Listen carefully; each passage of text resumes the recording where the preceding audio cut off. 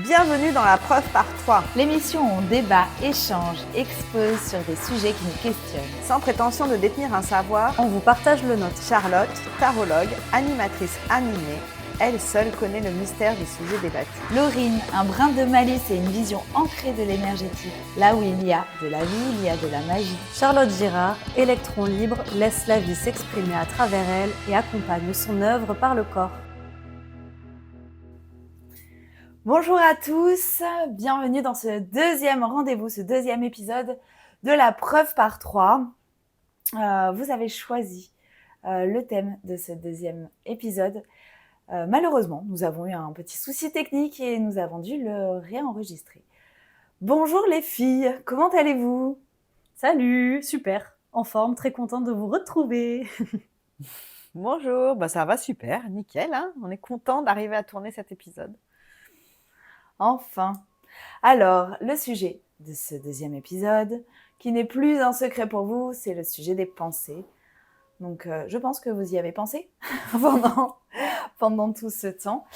J'espère que ce sujet vous botte, que ce sujet vous parle. Si je pouvais commencer par une phrase de Socrate, je pense donc je suis. L'être humain est conditionné par ses pensées de plus en plus. Nous avons quand même abandonné le système des Cro-Magnons pour celui du système de la pensée et de la surpensée dans nos sociétés actuelles. Nous pensons, et je pense que l'être humain est une machine à penser. C'est devenu vraiment quelque chose qui prend beaucoup de place dans notre vie. Les pensées, on ne sait même pas trop d'où ça vient, et parfois on s'y accroche, et puis parfois pas du tout. Pour tous ceux qui ont essayé des pratiques méditatives, ils se sont heurtés donc au flot des pensées incessantes et à comment ne pas s'y accrocher, ne pas être pris par ce flot de pensées. Mettre son mental au repos le soir, souvent c'est bien difficile. Souvent nous n'arrivons pas à dormir à cause de ces pensées qui nous assaillent. Et là, la tarologue en moi ne peut s'empêcher de penser à la série des épées dans le tarot et avec le fameux 10 d'épée.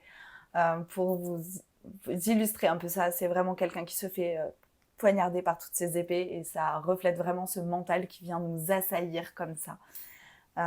Et je pense que chaque être humain a un système de pensée différent. Et par contre, il est quand même complémentaire parce qu'on fait partie de la race humaine et qu'on ne pense pas comme des animaux non plus. Donc nous ne sommes pas là forcément pour vous couper le cerveau en 4 aujourd'hui, mais pour essayer de décrypter à travers nos expériences ce que vous pouvez faire avec vos pensées. Qu'elles soient créatrices, passagères ou en arborescence, peut-être intuitives. Vous êtes déjà demandé d'où proviennent vos pensées. Et là, je me tourne vers vous les filles. À votre avis, d'où proviennent les pensées ? Charlotte Girard, je te vois rire. Je t'en prie, tu veux commencer, ouvrir le bal ? Oui, je veux bien commencer. Je pense donc je suis. Ça m'a interpellée. Moi, je crois que je suis, et ça pense depuis l'espace où je suis. Je suis désolée pour Socrate. Mais bon, ça fait un peu pompeux, mais c'est parce que c'est pas en tout cas, c'est pas ma croyance, parce que quand je médite, quand je me pose, je vois bien que la pensée arrive depuis un espace que je ne connais pas, effectivement, mais qui est un espace de l'être. Donc voilà, ça c'est, pour moi, c'est l'inverse en fait, c'est ce je suis grand, immense, d'où émerge la pensée, qui est préexistant à tout. Et après, effectivement, pour rejoindre ça, je crois que la pensée, elle construit le personnage que l'on est, la personne que l'on est. C'est-à-dire que, effectivement, je suis Charlotte parce qu'on m'a appris, que j'ai entendu, que j'ai écouté, que je suis Charlotte. Et du coup, je suis devenue la personne que je suis. Parce que j'ai pensé que j'étais comme ça, parce que j'ai pensé que j'étais drôle, parce que j'ai pensé que j'étais, peu importe, blonde, enfin voilà, avec des lunettes ou sans lunettes. vieille ou jeune, en fait, c'est tout. Effectivement, les pensées font le personnage que je suis. Mais derrière, il y a quelque chose qui préexiste, d'où naît et émerge la pensée. Et d'où naît et émerge la pensée. D'après toi, Laurine, qu'est-ce que tu pourrais rajouter sur cette naissance? D'où prennent-elles naissance, d'après toi, les pensées? J'ai clairement pas de réponse là-dessus parce que, comment dire, ça fait partie de nous, de l'être humain, en fait. J'ai envie de dire que les pensées, elles sont là en nous tout le temps, hein. On en a, je crois que c'est 70 000 par jour. Donc c'est quand même assez énorme. Ça fait partie aussi de nous. Donc est-ce que je pense donc je suis, je sais pas si je rejoins Socrate, mais enfin dans l'idée, je ne suis pas quelqu'un parce que je pense, malgré tout, j'ai des pensées et je suis un être humain. Il y a un peu ce mélange-là, je dirais. Voilà, pour le moment, je ne sais pas quoi ajouter de plus. Ça ne m'inspire pas plus que ça, comme ça. La question ne t'inspire pas plus que ça. C'est vrai que de savoir d'où proviennent les pensées, c'est bien, bien compliqué. Je pense qu'on peut, justement, c'est pour ça que j'évoquais le fait de couper le cerveau en quatre, parce que je pense qu'on peut faire des tranches de cerveau, essayer d'analyser. On peut jamais savoir vraiment d'où ça vient et juste de quel espace à l'intérieur de nous, mais pas forcément d'où ça vient et qui les crée, ces pensées-là. Peut-être nous, peut-être pas nous. En tous les cas, on va essayer de développer un peu là-dessus, hein. Et il y a cette idée de les faire taire, les pensées. Et souvent, on entend en développement personnel faire taire ses pensées ou essayer de les canaliser pour éviter l'éparpillement. Et à ce propos, comment on pourrait faire pour les faire taire? Et est-ce qu'il faudrait vraiment les faire taire, ces pensées? Tu veux que je réponde, Laurine, ou tu veux répondre? Vas-y, tu peux.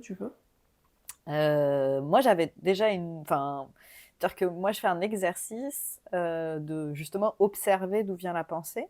Donc, et c'est assez intéressant déjà de voir d'où arrive ta prochaine pensée, d'où va arriver la prochaine pensée. Alors, quand on fait cet exercice, qui est un exercice de méditation, on peut voir en fait qu'elles arrivent un peu de partout, c'est assez rigolo. Donc, parfois de la gauche, parfois de la droite. Tiens, quelle couleur elle va avoir, quelle forme elle peut avoir. Ça, c'est un exercice méditatif que j'adore. Et en fait, moi, ma croyance, c'est qu'il y a une conscience comme un lac, en fait. Et tout à coup, de cette conscience de ce lac qui est comme une bulle d'air, qui serait la pensée, qui émerge. Elle émerge, la première pensée, d'un endroit de paix totale, qui, à mon sens, est la conscience collective et notre conscience aussi, du coup, on est un petit bout de cette conscience. Elle émerge et après, il y a cette histoire de balle des pensées, en fait. C'est-à-dire que de cette pensée, on va en découler une autre, puis une autre, puis une autre. Mais si on fait effectivement cet exercice juste d'observer la pensée, ce qui se passe, c'est qu'on va n'avoir, ça y est, c'était dur à dire, qu'une pensée qui émerge et elle va se dissiper. Après, on peut s'accrocher à la pensée, se dire « Ah tiens, peut-être que je peux faire ci, ça, ça ». Et là, on a un mental qui est très activé, qui va très très vite, qui raconte beaucoup d'histoires. Et ça, c'est ça la problématique. Mais faire taire cette bulle qui émerge d'un espace de silence, on ne peut pas. Ouais, je te rejoins là-dessus. Ouais, complètement. On peut pas faire taire les pensées. De toute façon, il y en a tellement que, voilà. Alors là, tu expliquais, oui, une technique pour savoir d'où elles viennent. Je sais pas si c'est, moi je dirais, je sais pas si c'est le plus important de savoir d'où elles viennent. C'est surtout de pouvoir observer quelles sont ces pensées. Est-ce qu'elles sont positives ou négatives, hein, sachant que généralement, la plupart du temps, elles sont plutôt négatives. On a plutôt tendance à se faire des scénarios catastrophes plutôt que d'avoir des pensées joyeuses. C'est clairement, enfin, la plupart du temps, c'est ça. Et donc, du coup, comment est-ce qu'on peut voir où est-ce qu'on met l'attention? Est-ce qu'on va mettre de l'attention sur les pensées plutôt négatives ou pas? Est-ce que du coup, on va les entretenir? Est-ce qu'on va faire plus attention à ça? Ou peut-être, comment est-ce qu'on peut les modifier? C'est-à-dire d'une pensée négative, est-ce qu'on peut en faire quelque chose de positif? parce qu'on voit bien que les pensées négatives, ça nous fait du mal à la réflexion et ça nous fait du mal au corps, bien évidemment. Et de toute façon, on voit très bien que quand on a une pensée négative, on va avoir tendance peut-être à plisser un peu les yeux, être un peu dans notre tête, hein, être vraiment là, dans la réflexion de la pensée et tout ça, alors que tout à coup, si on la transforme en quelque chose de positif, en quelque chose qui nous fait du bien, ça s'ouvre partout au niveau du visage, au niveau du corps et tout ça. Ça, Charlotte Girard, tu en parleras bien, mais voilà comment j'ai envie de parler des pensées pour le moment, en tout cas. Du coup, ça m'amène... Pardon, Charlotte? Non, je voulais juste rebondir une toute petite chose Oui, sur oui, oui. l'exercice, parce que l'exercice, il n'est pas à viser de savoir d'où vient la pensée, parce qu'elle vient d'un espace qui n'est pas connu. Il est à viser de comprendre en fait que la pensée émerge et qu'on n'y peut rien. Par contre, en faisant cet exercice, on touche du doigt ce silence, l'espace d'où émerge la pensée. C'est-à-dire que ça peut être très furtif, ça peut être 1 seconde, mais on peut toucher du doigt ce petit espace. Et c'est ça qui est intéressant, en fait. Dans cet exercice, c'est comme un jeu. On va jouer avec nos propres pensées. C'est-à-dire qu'on ne va pas être là en train de se dire « il ne faut pas que je pense, il ne faut pas que je pense, il ne faut pas que je pense », ça ne marche pas. Voilà. Les pensées sont à bannir, non. Mais on va être comme un espèce de chat à l'affût de d'où émerge la prochaine pensée. Et avec ce jeu, en fait, on va pouvoir jouer à écouter le silence. Ça, c'est intéressant. Ouais, tu as raison de préciser mieux par rapport à ce que j'ai dit. Ouais, voilà, c'est Oui, ça. oui. Désolée. Très intéressant. Effectivement, et du coup, vous avez amené la prochaine question directement sur un plateau, parce que je voulais parler un petit peu de ces pensées en arborescence, justement, de la première pensée. Et souvent, c'est en termes de pensées négatives, souvent ça revient sur, par exemple, de l'autosabotage ou des choses comme ça, où on va commencer à se faire des films.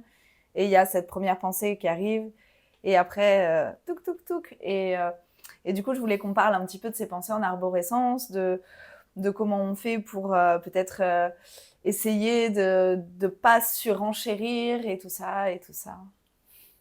Ouais, mais là, je veux bien parler là-dessus, puisque je suis quand même vachement concernée. Enfin, je pense qu'on est toutes les trois concernées, et beaucoup de gens le sont, mais surtout dans le fait qu'une pensée qui en amène une autre, fait qu'à un moment donné, il y a un petit peu bouchon, et qu'on n'arrive plus à savoir, en fait, déjà de redérouler dans le bon ordre d'où venait la première pensée.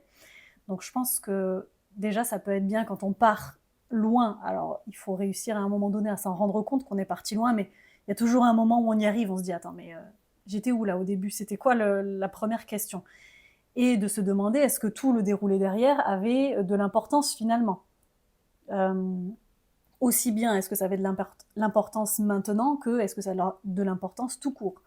Parce qu'en fait, c'est génial d'avoir une pensée en arborescence aussi, parce que ça permet d'aller dans du détail. Mais il y a des fois où il n'y a pas besoin d'avoir autant de détails pour des choses, et aussi d'aller sur d'autres sujets qui n'ont strictement rien à voir, alors que là, on avait juste besoin de penser à un truc.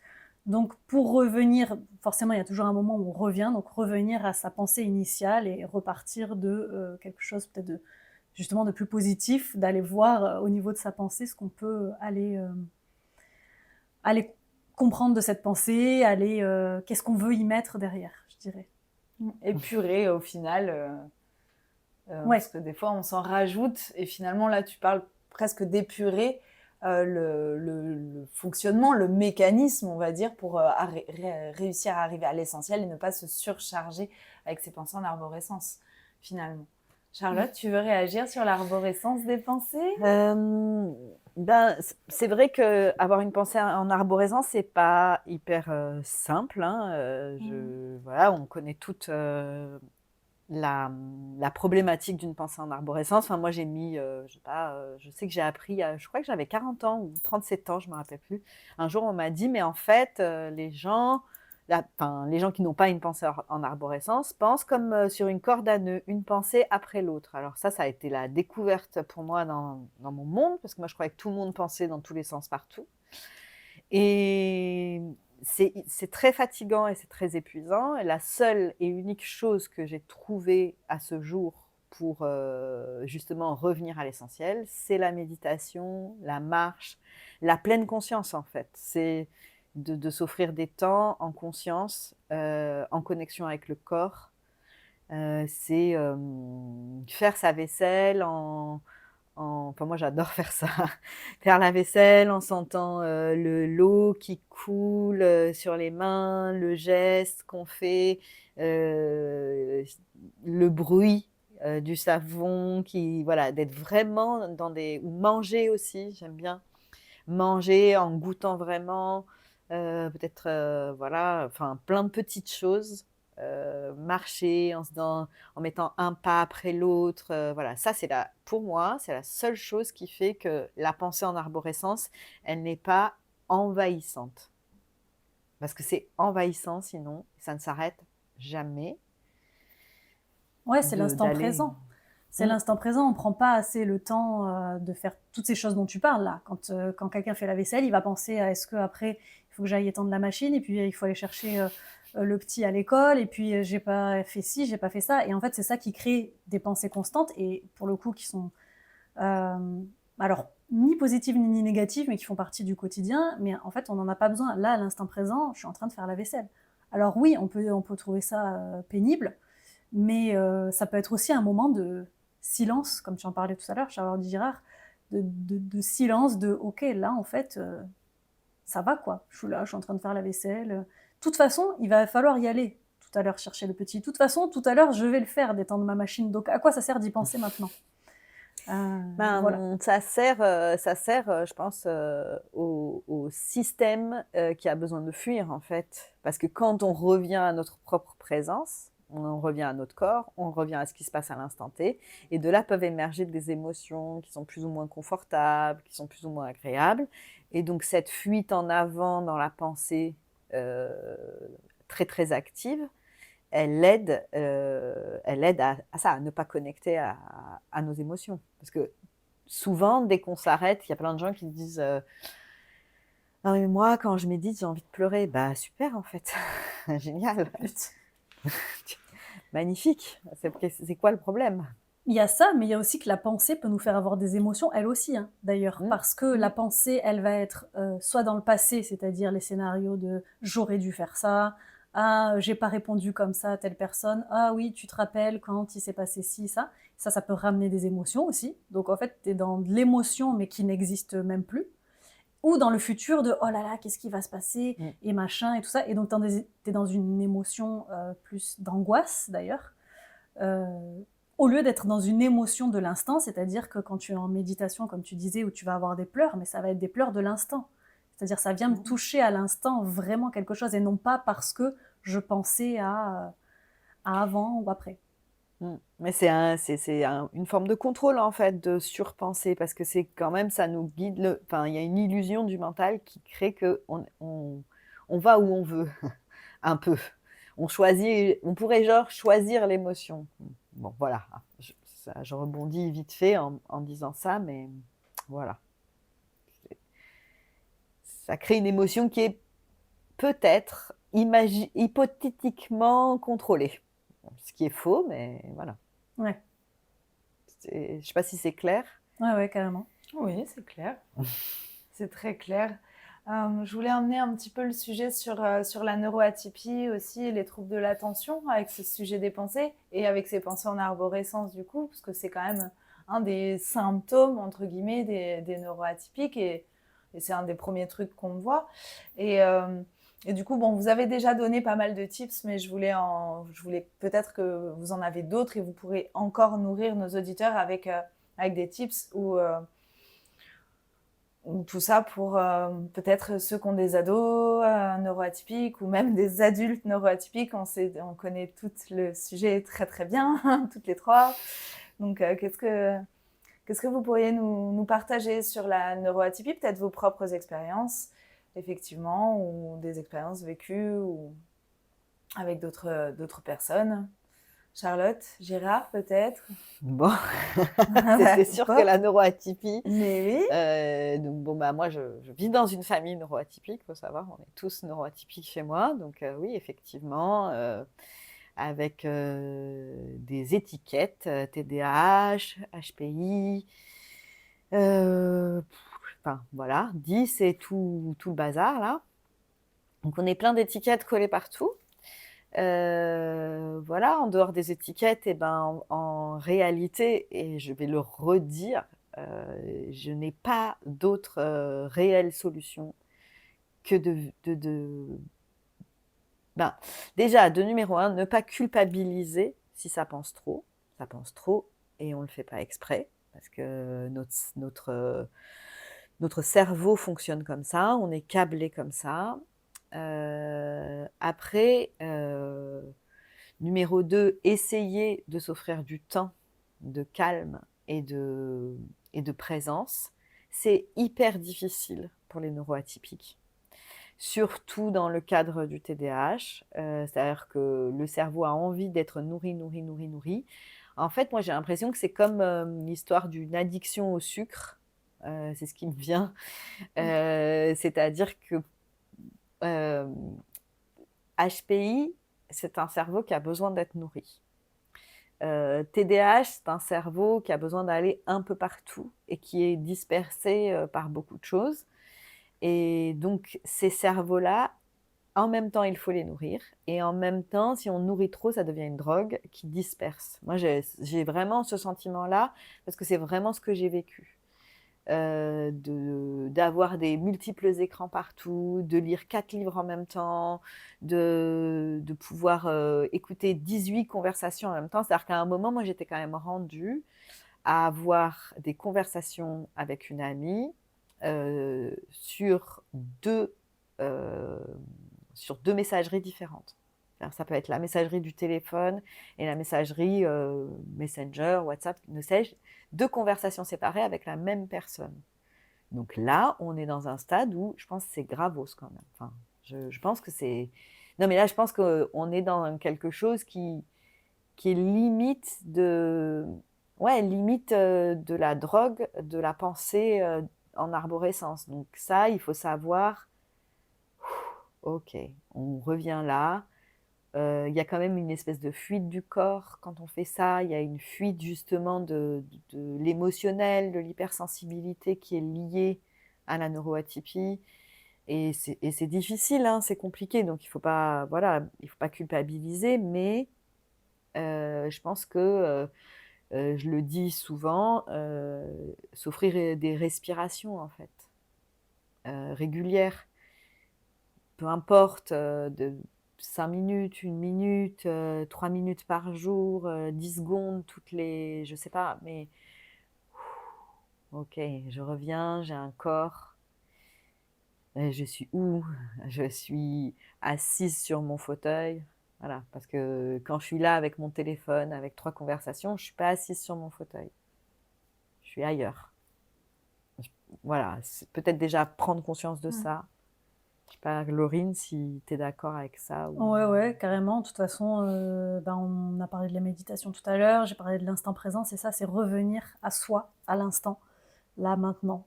C'est-à-dire qu'en fait, quand le mental, quand les pensées vont s'emballer, c'est-à-dire qu'on va partir dans nos trucs, etc., on n'est plus là. On est ailleurs. Donc revenir là, maintenant, donc revenir dans le corps. C'est pour ça que la méditation est bien pour ça, mais même... Enfin, je dirais que la méditation est bien pour s'habituer déjà pour les pensées, mais aussi pour faire des pauses où là on est trop parti loin. La méditation, c'est pas forcément être en position yogi, les yeux fermés et tout ça, hein. Ça peut être simplement juste le temps de se poser, ce que tu disais, ne pas être sur son téléphone, admirer un paysage, admirer un tableau chez soi, prendre le temps en fait d'être là maintenant et d'enlever ce brouhaha intérieur. Et en fait, ça ne se fait pas en une seconde, bien évidemment. Ça va être de prendre l'habitude de prendre ces temps-là.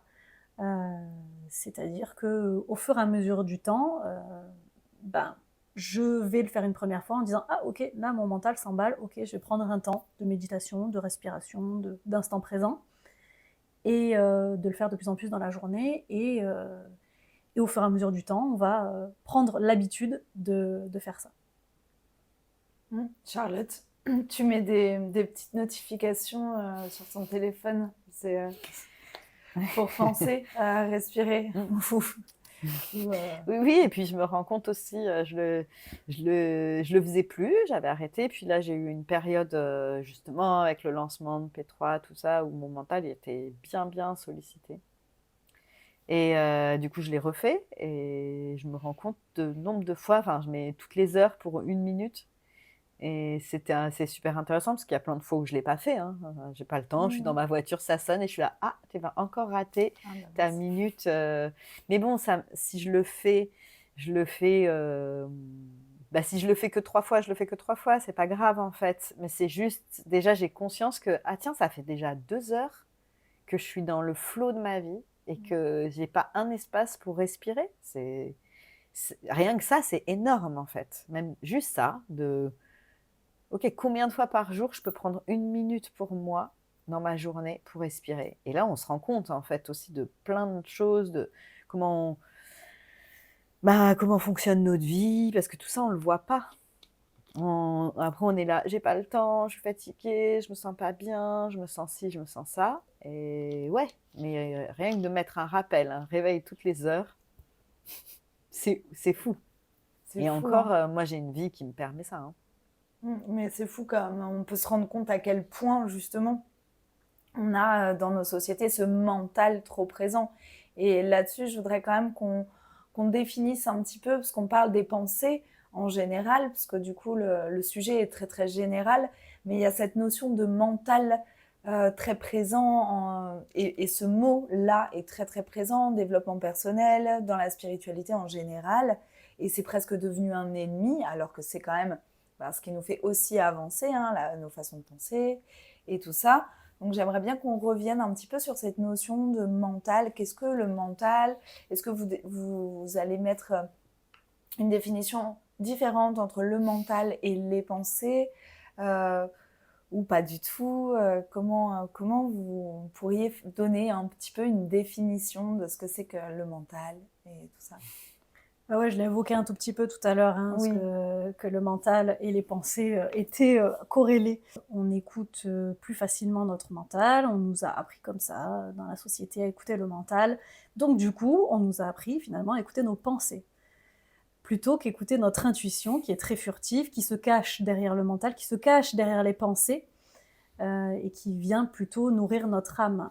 L'intuition vient nourrir notre âme. Donc pour pouvoir peut-être aller débusquer notre intuition au milieu du mental, ça va être intéressant de se dire que oui, les pensées qu'on a, donc ce dont on parlait tout à l'heure, hein, qui viennent du passé, qui viennent du futur ou qui viennent de je ne sais où, ça va être d'aller chercher, d'arrêter de chercher le pourquoi en fait.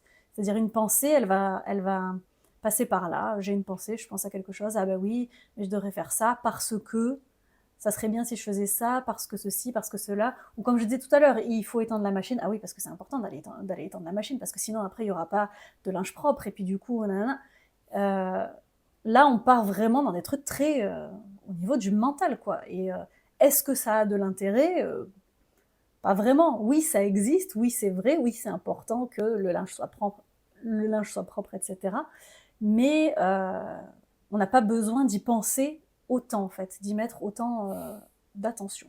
Voilà, ce que je voulais rajouter je voulais rajouter sur l'utilité du mental, parce on a beaucoup dit que dans le milieu peut-être New Age, une certaine spiritualité, qu'il fallait tuer l'ego, faire taire le mental.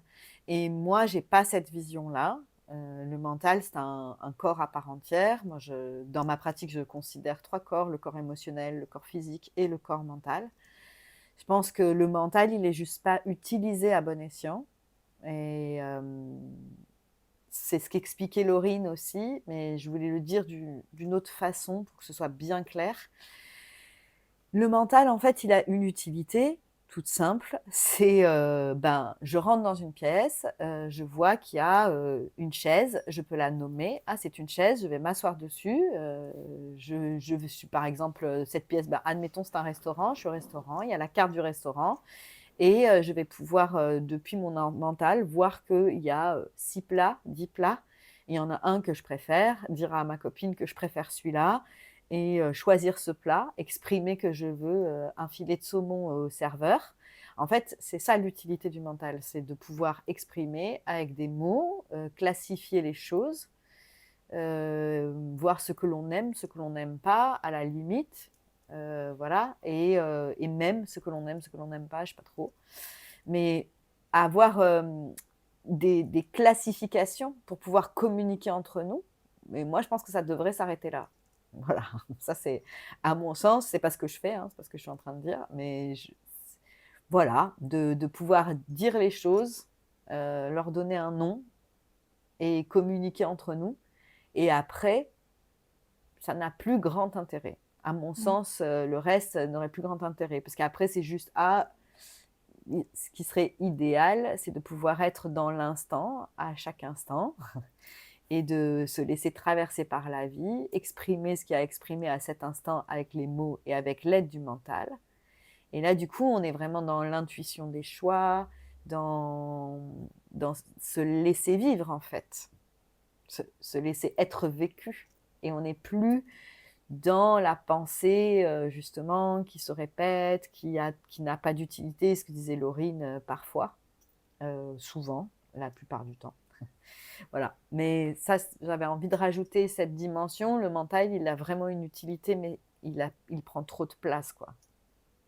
C'est ça, c'est vrai qu'on est quand même poussé quand même dans notre société, j'ai l'impression, à surmentaliser. Et bon, après, on a toutes ces distractions hein, qui sont presque là posées pour ça, pour qu'on puisse justement accrocher pas mal de choses au mental et moins au corps, au ressenti. Et donc, Laurine a amené la prochaine question sur un plateau, donc merci. Hein, parce que du coup, je voulais parler un petit peu, donc...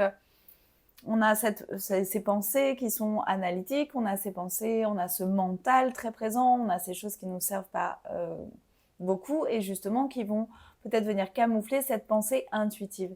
Et qu'est-ce que, du coup, la pensée intuitive et est-ce que vous auriez des tips pour différencier peut-être les deux, du coup? Laurine? Oui. Je te sens prête à rebondir. Ouais, parce que j'adore parler de l'intuition, bien sûr. Mais oui. Mais en fait, l'intuition, elle est très furtive. C'est pour ça que généralement, on n'y fait pas attention. Tout à l'heure, je sais pas pourquoi, là, tu parlais, Charlotte Girard, oui, le mental, il nous permet d'aller voir une carte de resto et tout ça. Et ça me fait penser à, par exemple, tu vas au restaurant, tu vas voir un plat et tu vas faire « Oh là là, j'ai trop envie de le manger ». Mais tout de suite, derrière, le mental, il va faire « Ouais, mais attends, c'est gras. Ça, en plus, t'en as mangé hier, donc ça sert à rien, machin. » Voilà. Ton intuition, elle communique avec ton corps. Si ton intuition, elle te dit « J'ai trop envie de manger ça », ça veut dire que ton corps, il sent que ça va lui faire du bien de manger ce plat-là.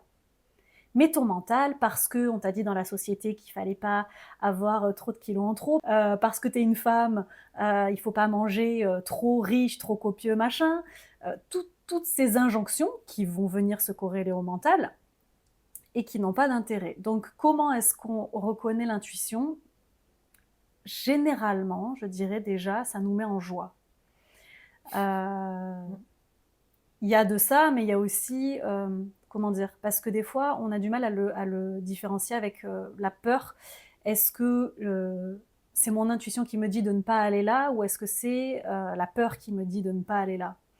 Et en fait, justement, l'intuition, je reviens avec ce truc de ça met en joie, c'est-à-dire mon intuition me dit de ne pas aller là. Comment je me sens à l'intérieur quand j'ai pris la décision de ne pas y aller ? Est-ce que je me sens en joie ? Est-ce que je sens que ça fait du bien à mon corps ? Ou est-ce que je n'y vais pas parce que j'ai peur ?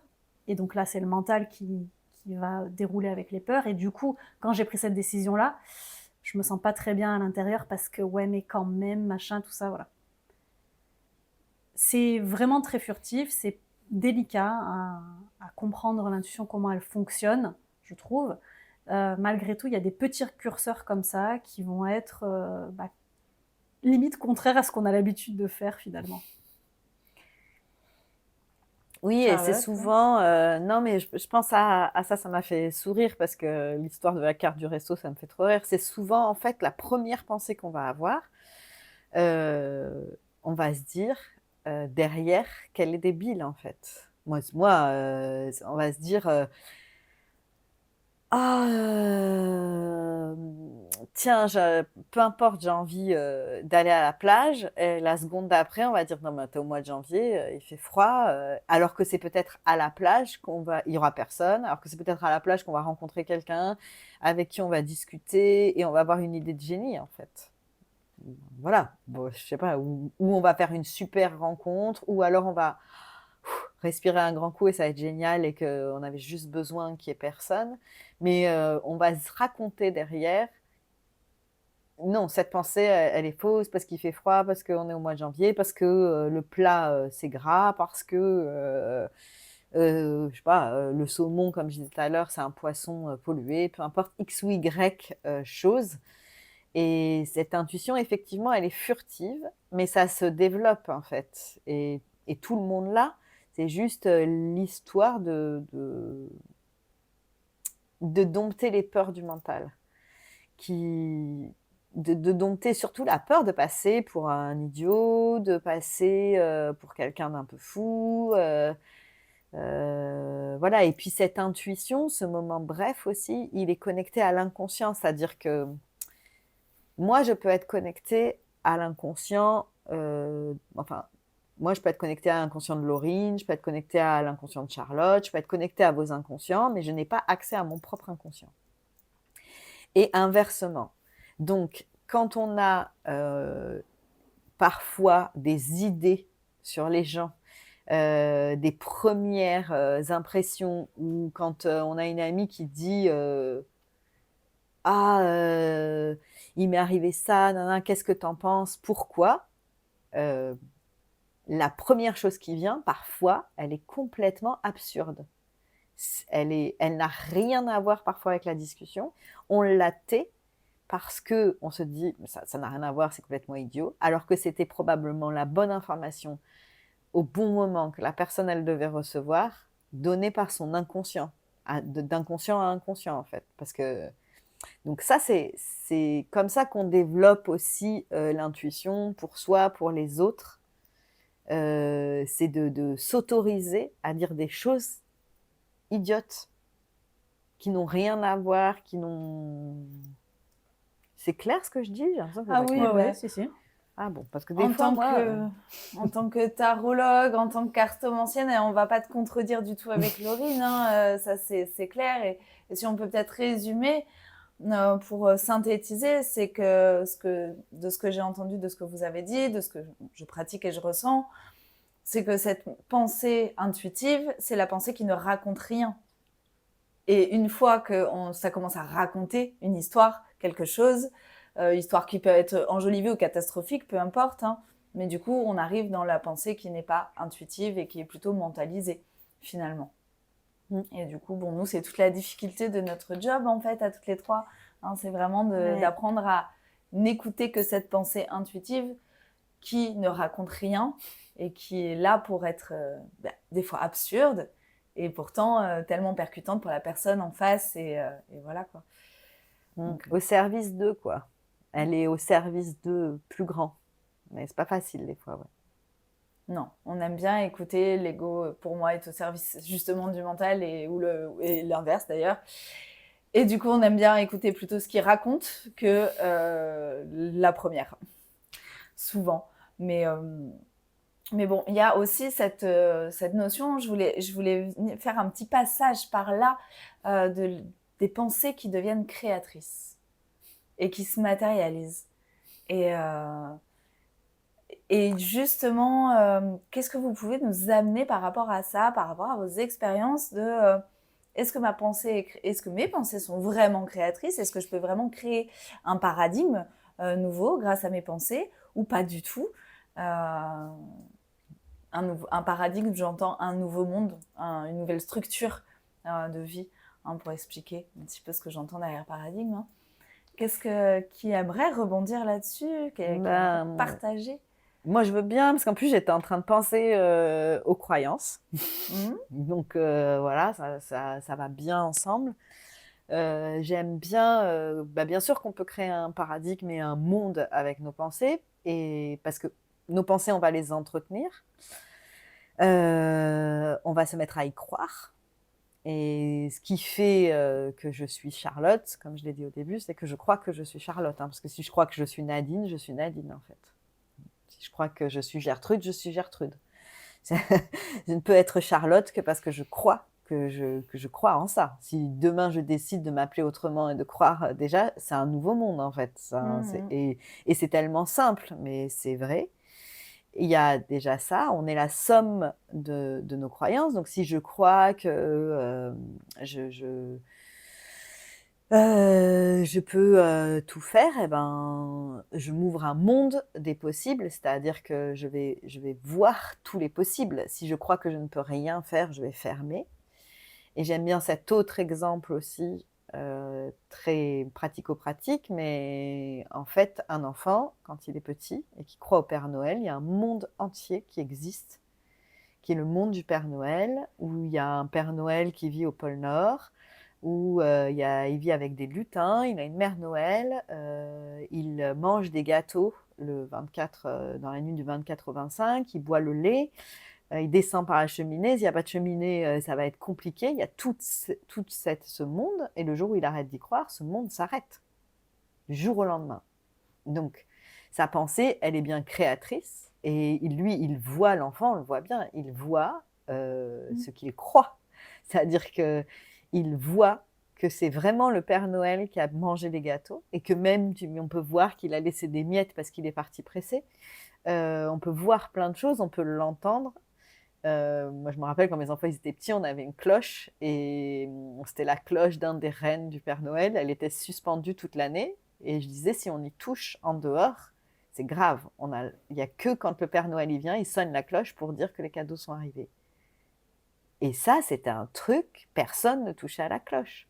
Du jour au lendemain où ça a été fini le Père Noël, tout le monde touche à la cloche, hein. Voilà. Donc c'était vraiment, c'était existant pour eux. Donc effectivement, je pense qu'on peut créer un monde, une façon de voir notre monde, et on voit les choses totalement différemment.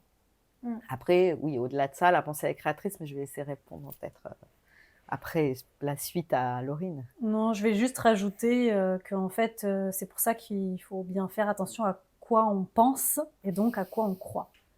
Parce que c'est par là qu'on crée. Et donc, si on croit à tout un scénario catastrophique, on va créer tout un scénario catastrophique. Si on pense à quelque chose de beau, de fleuri, de je ne sais quoi, on va croire à ce beau, ce fleuri, et on va le créer. Oui, je pensais, en fait, on avait une discussion avec mon chéri l'autre jour, et il disait, on vit dans le même monde, on vit la même vie, puisqu'on vit sous le même toit, mais on ne vit pas la même histoire. Exactement. Et on a les mêmes enfants, ils font exactement les mêmes choses, mais il n'y a pas le même impact parce qu'on n'entretient pas les mêmes formes de pensée, on n'est aussi pas sur les mêmes égrégores de pensée, l'un et l'autre, sans jugement de valeur ou de dire si c'est mieux ou moins bien. Mais c'était fou cette discussion, je trouvais ça vraiment fou cette parole, parce que au sein d'une même famille, deux personnes peuvent vivre la même chose avec les mêmes personnes et ne pas le ressentir du tout pareil. Et du coup, émergent pas les mêmes relations, émergent pas les mêmes problématiques. Donc effectivement, c'est créateur. Et après, à la racine des pensées quand même, il y a deux formes de pensée. Et ça, c'est dans Conversation avec Dieu j'oublie tout le temps son nom, Donald, hein, voilà. Walsh. Voilà, ouais. Donald Walsh, merci. Il dit, il y a une pensée de peur et une pensée d'amour. Il n'y a que ça. Donc il y a une pensée de peur qui ferme le corps et une pensée d'amour qui ouvre le corps. Donc on en revient à cette histoire d'intuition tout à l'heure et tout ça, une espèce de boucle. Et ça, c'est la racine de toute pensée. Donc à quelle pensée je me connecte? Quand Laurine, elle dit faisons attention en fait à nos pensées, c'est comme avoir une hygiène en fait de pensée, donc tout ce qu'on a dit, hein, mais de ne pas oublier qu'on pense que de deux façons. on pense avec la peur ou on pense avec l'amour. Donc, est-ce que ça ouvre ou est-ce que ça ferme? Et après, ça s'arrête là. Oui, je suis totalement d'accord avec ça. Pour conclure, on peut revenir à cette phrase. Donc, je pense, donc je suis. Et du coup, on peut peut-être conclure avec le fait que, est-ce qu'on doit s'identifier à nos pensées ou les laisser nous identifier? Ou plutôt juste les observer et pas s'y identifier. C'est très difficile à dire. Non. À votre. Non, ça on est d'accord. Non, ne nous identifions pas à nos pensées. Laissons-les être, vivre leur vie. Et si on a envie de croire à une de nos pensées, et ben justement, mettons l'énergie là-dessus et croyons à cette pensée et faisons-la exister. Oui, moi j'ai envie de dire cette phrase qui est importante, qui est la même chose, mais ce ne sont que des pensées, on n'est pas obligé d'y croire. Les pensées auxquelles on croit deviennent des croyances. Les croyances auxquelles on s'accroche sont toujours limitantes parce que en fait nous sommes bien plus grands et donc plus on va se défaire de s'accrocher à nos pensées, plus ce potentiel illimité, cette connexion à qui on est vraiment, à la conscience, parce que moi j'aime l'appeler comme ça, mais à notre âme pour Laurine, à l'univers pour certains, au divin pour d'autres. Voilà, mais plus cette connexion à qui on est profondément. Est-ce qu'on est profondément? C'est ça, c'est la conscience, la vie. Elle va agrandir. Donc oui, surtout, ne croyons pas en nos pensées, surtout. Surtout, ne pas croire, ne pas s'identifier, ne pas s'accrocher. Mais ça, c'est bien évidemment que des conseils. On n'est pas là pour vous apporter de preuves. Par contre, on a expérimenté ou on essaye, on tente de le faire, hein, bien évidemment, au quotidien. En tous les cas, j'espère que cet épisode vous aura permis de penser à autre chose, ne serait-ce que nos 45 minutes de rendez-vous, et qui vous aura nourri peut-être différemment ou qui vous aura apporté de nouvelles pensées. Et si vous avez envie de continuer à interagir avec nous, rendez-vous sous cette vidéo, sous ce podcast en commentaire ou dans nos différents comptes Instagram respectifs. C'est le moment de nous dire au revoir les filles et je vous remercie infiniment de cet échange. Merci, salut, au revoir. Merci beaucoup. Et en attendant, vous pouvez nous retrouver sur Instagram et en story pour choisir le prochain sujet de cette émission. Je vous dis à très vite et je vous fais aussi des bisous. Ciao, ciao. Le meilleur moyen de nous soutenir si cette émission vous a apporté un angle de vue différent, c'est de vous abonner. Cliquez sur la cloche pour ne rien rater des prochaines émissions, likez, partagez et rappelez-vous que la preuve, c'est qu'il n'y en a pas.